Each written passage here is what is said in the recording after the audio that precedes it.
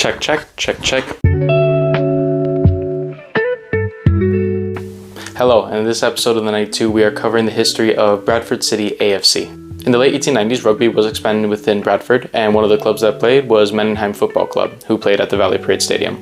On the 29th of May, 1903, they would switch from the Rugby Code to Association Football Rules.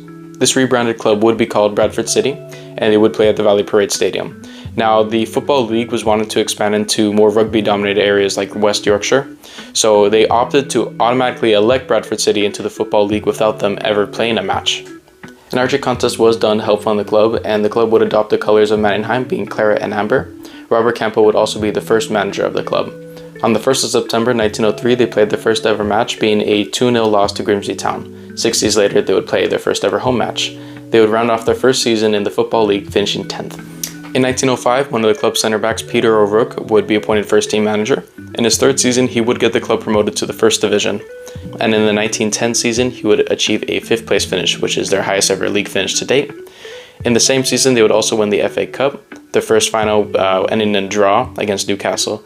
The replay was held in Manchester, and Bradford City would win 1-0. During the First World War, many of Bradford City's players would either die or retire after the war. This caused a major fall-off in form, culminating in a relegation in 1921. This was a dark period for the club, as O'Rourke would leave, attendances were poor, financial state was poor, and in 1926 they would be relegated to the 3rd Division North. In 1928, O'Rourke would be reinstated as manager, and he would gain promotion to the 2nd Division the same season. O'Rourke would leave for the final time in 1930, and 6 seasons later, the club would be relegated. In 1958, the Football League would be reorganized, and Bradford City were placed in the 3rd Division. In 1960, they would be relegated again to the 4th Division, but that same season they would beat Manchester United in the club's first ever League Cup run. Attendances would drop, reaching as low as 1,353 in one match against Wrexham, and one of the managers, Grenville Hare, would actually die during his tenure. The club would be promoted back up the following season. They would remain up until Bruce Bannister and Bobby Ham would leave the club, causing them to be relegated in 1971, but it was around this time that prolific player Cesc Pod would start playing for Bradford City. In the 1975 season, they would have their best FA Cup run since they actually won the trophy, reaching the quarterfinals, only losing to eventual winners Southampton.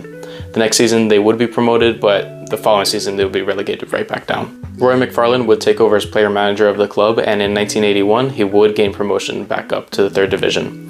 They would actually have a successful 9 wins in a row before only losing to Sheffield United. After this season, Derby would poach Roy McFarlane and his assistant Mike Jones.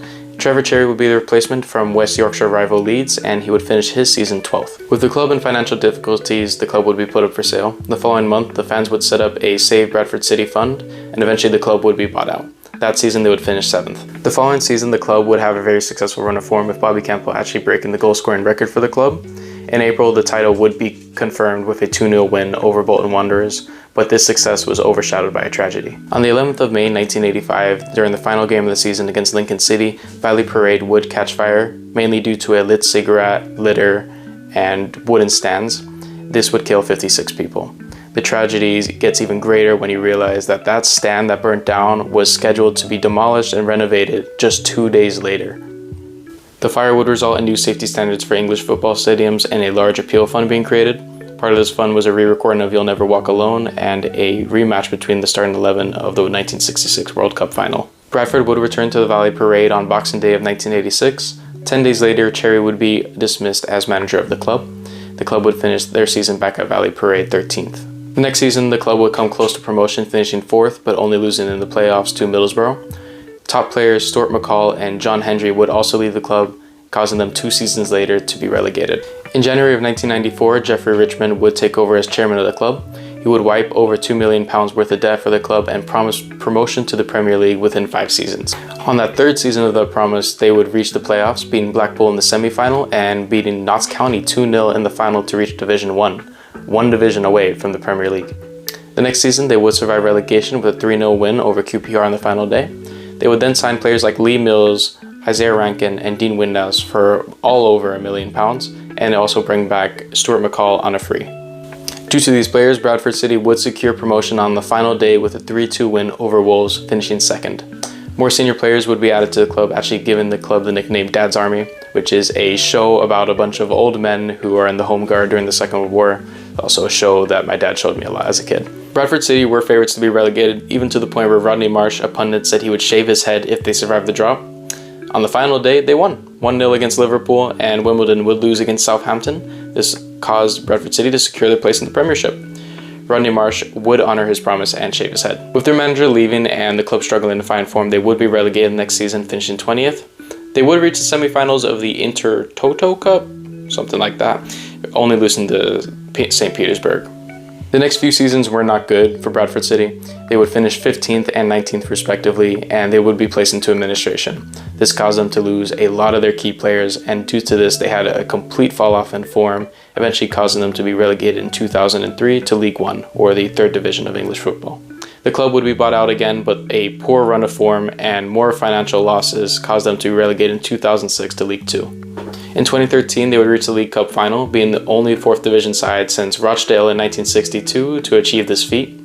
They would beat Premier League sides like Wigan, Arsenal, and Villa to eventually reach the final, only to lose 5-0 to Swansea City. Only a few months later, they would reach Wembley again, beating Northampton Town 3-0 in the playoff final to gain promotion back up to League One. In 2015, they had an amazing FA Cup run, beating Chelsea 4-2, then beating Sunderland in the 5th round, reaching the FA Cup quarterfinals, only to lose to Reading. In the 2018 season, they would finish dead last, causing them to be relegated back down to League Two. But this season, they would get promoted back up with a 96-minute winner on the final day against Fleetwood Town. Overall, Bradford had a really rich history that I enjoyed learning, actually one of my favorites so far in the series.